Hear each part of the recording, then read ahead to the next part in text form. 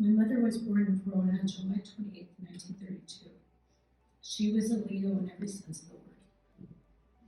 She came to Canada to be with my dad in 1958 and married 1 month later. They would spend the next 6 decades creating a life. When I dived into my mother's journals, scrapbook, and hundreds of photos, it was clear to see my mom had an incredibly full life, a beautiful life, a life to be proud. A life filled with many blessings and so much laughter, friendship, love, and family. Looking back throughout the years, my parents had so many more adventures than I ever remembered. The costume parties, concerts, galas, the annual lobster fest, the hay rides, Christmas caroling, wine making, sausage making, pig roasts, picking grapes for ice wine, and the yearly trips up north. They were all wonderful memories of the incredibly deep friendships that she held so dear, first in Windsor and then later in Pleasant Valley. 2 of her closest friends that are also now gone were my godmother, Marina, and their close friend, Antonietta. Their memories are always with us, and happy that today their families are with us as well. The 3 amigas are back together, and heaven has never eaten so well. I've heard so many kind words during the last few days that would describe my mother. She's the Madonna of our family, elegant, classy, proper, thoughtful, considerate, strength, loyal, huge heart, generous, creative, talented, the best cook, selfless, fucking fierce. Bold. To be so honest is to be so bold. She taught me that one too, I've been told. Even though my mom might have thought I wasn't listening to the many life lessons she taught me, I was. She taught me the art of setting a proper table, complete with impeccable table etiquette. It was always a little stressful for me when I brought friends for dinner. She usually 9 times out of 10 would tell me in Italian, "Mom, where did these people learn to eat?" I would always respond with, "God, Mom, why do you care? Who cares?" And it turns out I care.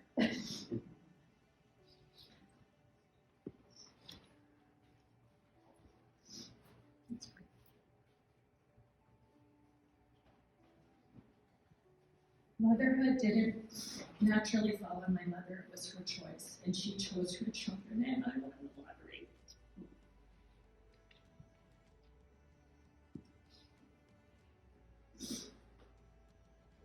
I realized that I was probably way more than she ever bargained for, often referring to me as a gypsy, and my father constantly telling me to stay home. Some things never change. She really disliked the way I dressed, did my hair, and hated my choice of shoes. In my younger years, I was definitely a bit of a brat, and I gave them their fair share of frustration and heartache. As I got older, I know she appreciated my strength, positive and carefree attitude, and the ability to not look back after I made a decision. I too also admired and appreciated her in a new light, her ability to stay so motivated each and every day and accomplish so much. I swear she was Wonder Woman. She never seemed to get tired and would never say no to me if I needed anything. Again, you see, I won the lottery. My mother was extremely liberal for her generation, as conservative as she was. My parents both supported me in every endeavor as well as every failure. They were the absolute best parents and always by my side. My mother loved beautiful and unique things and was a creator and collector of many. All of those objects will now have special meaning to all of us. The day my mother became a Nona, I can say was the happiest day of her life. She was in the room when I gave birth, and while I was bonding with my firstborn, she leaned in and said, "Now you will know what it's like to worry the rest of your life." She also said as I was being stitched up, "Wow, honey, you're going to be so sore tomorrow." My mother, no filter, just honesty with a bit of bold, and now taught me the art of worrying. I followed in that family tradition for most of my life. I have, though, come to realize that worrying and guilt are 2 useless emotions and do nothing but steal your joy.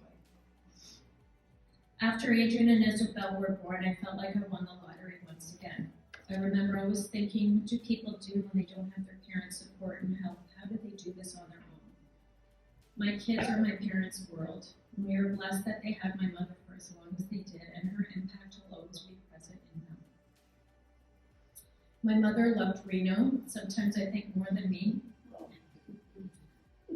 I will always be grateful for you welcoming my parents to live with us on the property. Thank you for always being so kind and patient, and we love you and are blessed to have your family with ours. Another lesson my mother taught me was the art of a handwritten note. A thoughtfully written card really does go a long way, and I think my children have now inherited that ability to do that as well. She was always so very thoughtful when it came to sharing a message, a thought, memory, wish, or an encouraging word. Towards the end, my mother was referred to as so sweet. Your mom is so sweet. Sweet is not a word I would ever have used to describe my mother, but sweet is what she became as she depended more on others to help her with the most basic things. To our PSW, Veronica, you were an angel on earth. And I could not have given my mother everything she needed without your help, kindness, and support. For that, we will always love you.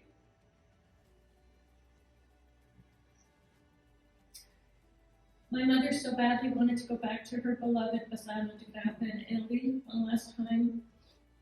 That obviously didn't happen, but our plan is to take her ashes and release them off the old bridge while sipping grappa made from her hometown. Out of the many life lessons that she taught me, the biggest one is to stay so present. Be present in someone's day, write a thoughtful card, make a point of staying connected, lend a hand, cook an amazing meal, set a special table, open a beautiful bottle of wine, gift a homemade preserve or a handmade wreath. Whether you were a friend or not, she always gave you her best. My mother was present in her own life and all of ours, and because she will always be present, her presence will truly be missed. Move over, Mother Mary, there's another Madonna in the